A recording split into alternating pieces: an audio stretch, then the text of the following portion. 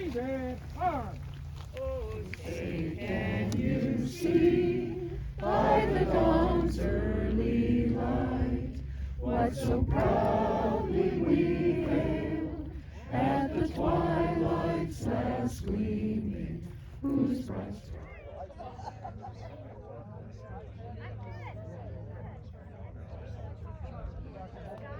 So in the first few months of 1898, the United States, in order to protect American citizens in Cuba, sent the USS Maine to Havana.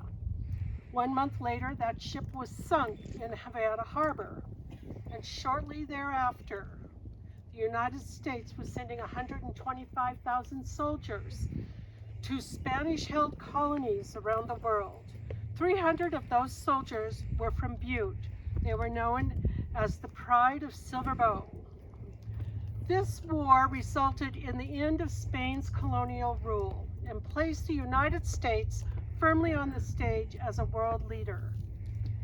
And in 1908, as we have heard, the Henry W. Lawton Camp of the Spanish-American War, in order to honor the veterans of this auspicious event, purchased land in both Mount Moriah Cemetery and St. Patrick's Cemetery as a final resting place for those war heroes. At the dedication ceremony, Spanish-American War veteran and mayor of Butte, Joseph Corby, said, "We're here to foster patriotism in view of the most tremendous sacrifice ever willingly made by a people on the altar of nationality. This testimonial is presented for a work well performed on behalf of our country and is dedicated to you in the name of those who lost their lives during the Spanish-American War." It seems to me that war and mining are great equalizers. It matters not from where you come or your status in life. War and mining level the playing field. And this plot recognizes that in every way, spanning 2 cemeteries. It uniquely crosses the line from Catholic to Protestant and creates an unbiased resting place for all soldiers of the Spanish-American War, regardless of their religious affiliations. In this plot are 87 men buried. 26 of them were immigrants to this country. One from West Indies, Jose de la Torres. He could speak 7 languages. He was born in the West Indies and grew up in Barcelona. He was the official interpreter for the United States government in the Philippines. Jose de la Torres worked as a miner. He got struck in the head by a lagan, which is a large piece of timber. He was sent to Murray Hospital. He worked in the Speculator mine. That has a storied history here. Torres's body was taken from Murray Hospital by Richard's Funeral Home. The coroner at the time was a man named Drew. He sent Sherman and Reed to pick up Mr. Torres's body. Warrington Richards refused to turn the body over to Sherman and Reed. A group of veterans from the Spanish-American War went up to get the body from Warrington Richards, and he pulled a gun on him.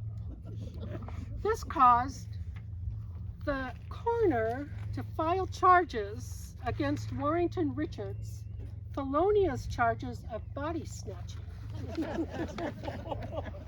There was a huge debate. only in Butte. Finally, the veterans of the Spanish-American War and the Odd Fellows, of which Torres was a member, came together and agreed to allow the body to remain at Richards, and a funeral was held. Jose de la Torres was a soldier of fortune, and his career spanned 4 nations. He was wounded in the Philippines, and eventually he was mustered out at Fort Missoula, how he came to Montana. He was extremely well respected, and eventually the Spanish-American War veterans and the Odd Fellows buried him with full military honors. 49 of the men buried here worked in mining. 33 were single.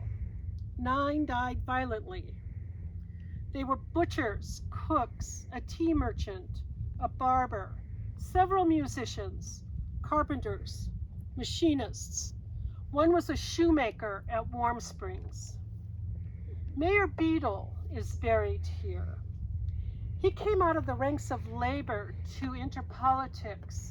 He studied law when he was the clerk and recorder, and eventually became a really solid mayor for the city of Butte.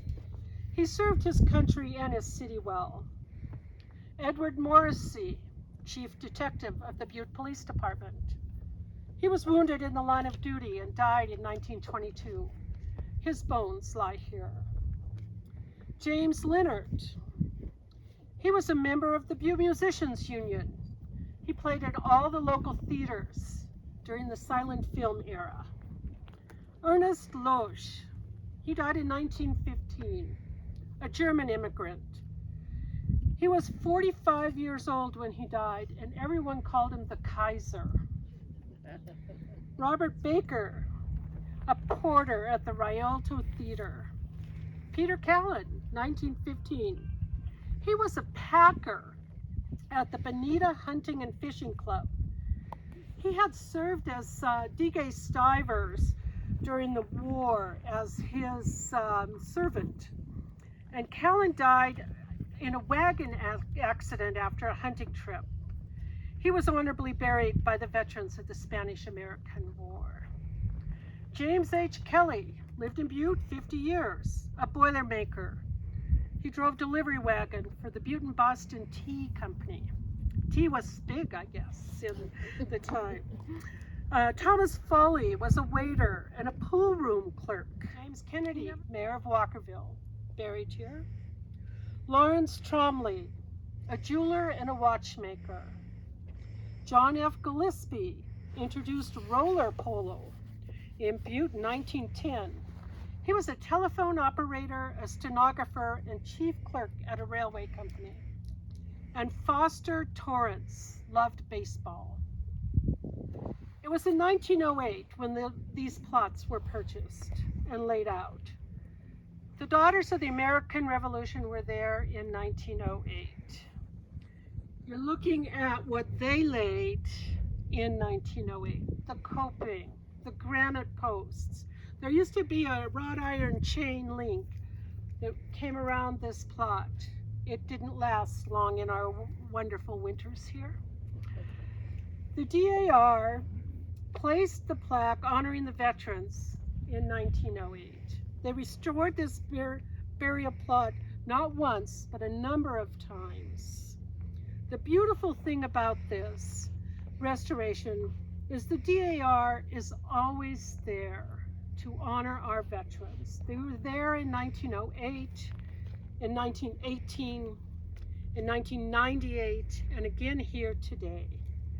There may not be any living veterans of the Spanish-American War, but the DAR is still here, and we are grateful for that. The DAR has steadfastly cared for and maintained this plot for over 113 years, honoring this nation's veterans and the veterans of the Spanish-American War. Their respect for these men and their personal sacrifice is very honorable and impressive. And I want to extend my thanks to their commitment to the very many veterans of foreign wars, and especially I want to thank the great ladies of the Daughters of the American Revolution for their work. Thank